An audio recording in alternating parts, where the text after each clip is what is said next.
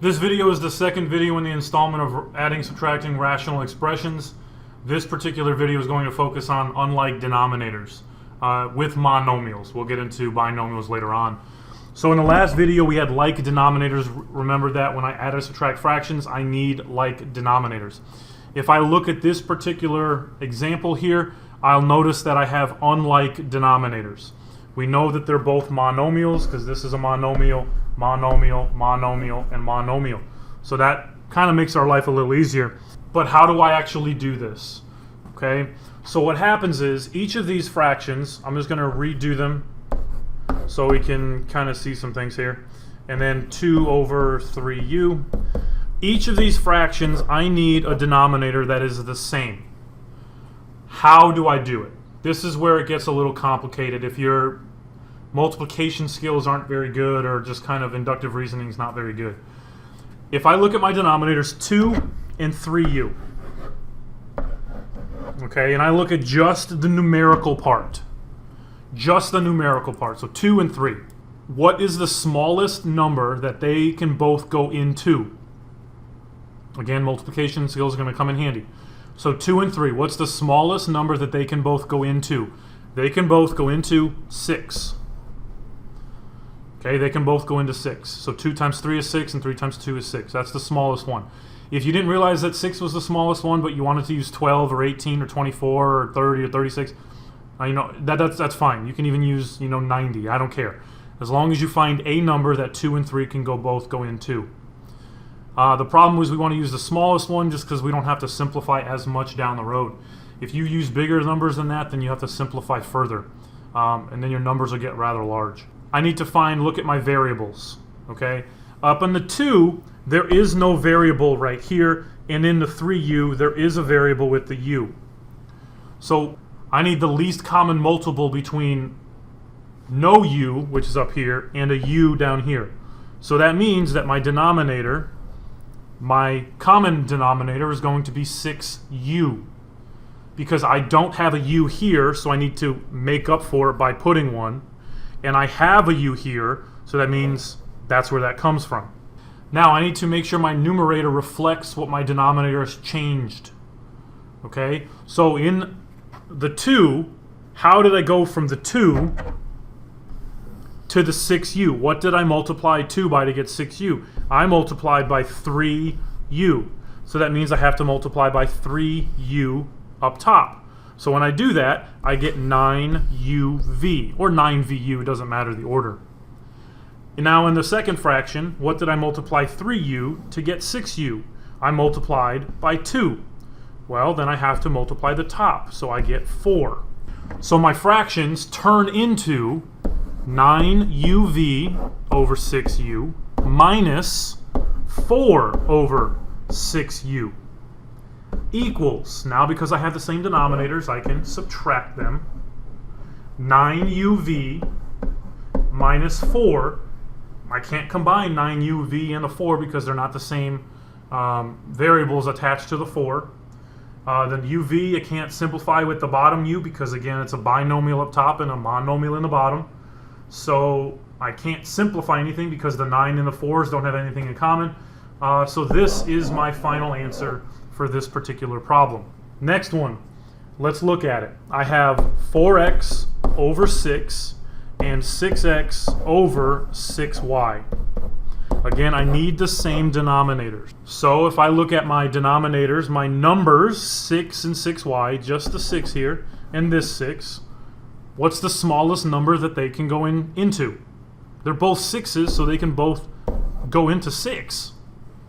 Then I have 1y right here, and I don't have any variables up top, so that I know that my y is going to have to be in my denominator. So what did I do? Well, what did I multiply from this denominator 6y to the new denominator 6y? I didn't multiply by anything. Really, I multiplied by 1, right?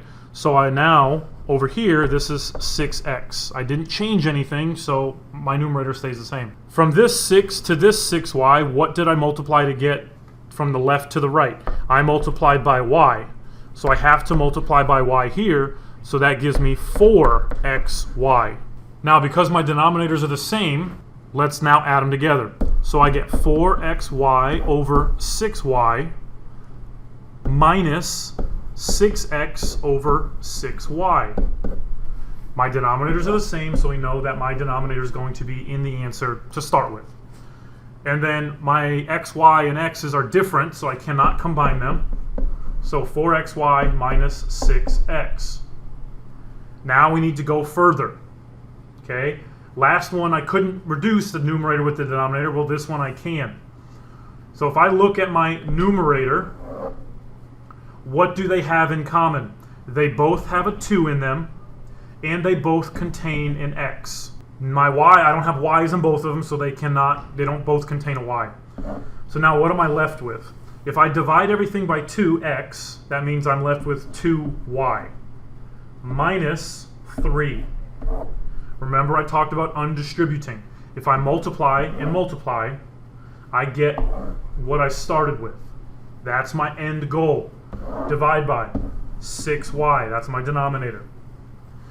Now remember I look, this is a monomial, binomial, monomial. Remember I can reduce monomials or binomials or trinomials as long as they're the same nomial. So this 2 can go into the 6, right? So that cancels, become a 1. I'm dividing by 2. This becomes a 3. So my answer, my final answer, is what's left on top. Well, it's x times 2y minus 3 over what's left on the bottom, 3y. That is your final answer. X times 2y minus 3 in parentheses, divided all of it by 3y. This particular problem, I want you guys to pause the video and try it, and then press play, and then we'll go over the answer. So again, I have different denominators. So again, I'm going to stack them, right? 6x squared on the bottom there, and then 6y over 2y. And what I want to do is I want to find the common denominator between them.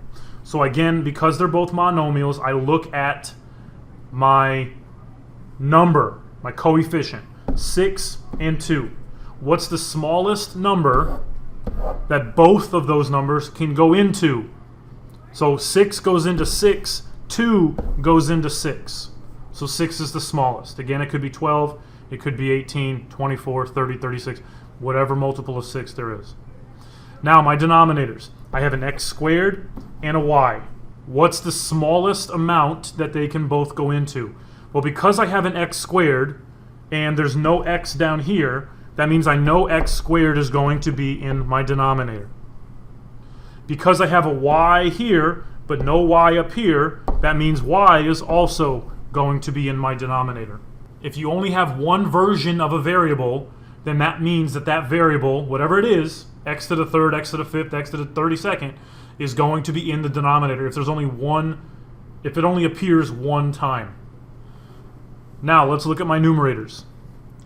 What did I do from 2y to get 6x squared y? I multiplied by 3 and then x squared. So I have to multiply by 3x squared. So that's 18x squared y. From 6x squared to 6x squared y, I multiplied by y. So I have to multiply the top by y. And I get 4xy. Now let's rewrite it. 4xy over 6x squared y plus 18x squared y over 6x squared y. My denominator we know is 6x squared y. My numerator is 4xy plus 18x squared y. But if I look at my numerator up here, they have stuff in common. What do they have in common? I can both divide them by 2. I can divide them by an x, and I can divide them by a y. They both have at least one x, and they both have at least one y.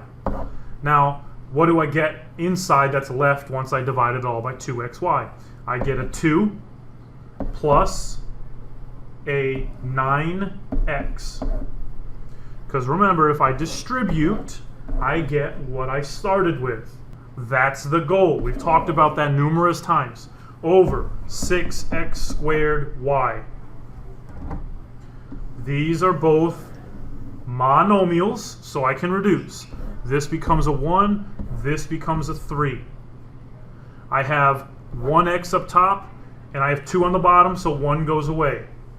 I have a y up top and a y on the bottom. Those go away.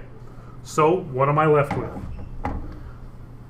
Everything in front of my parentheses in the numerator got canceled, so I'm left with 2 plus 9x over what did not get crossed out in the bottom, the 3 and 1x. And that is my solution.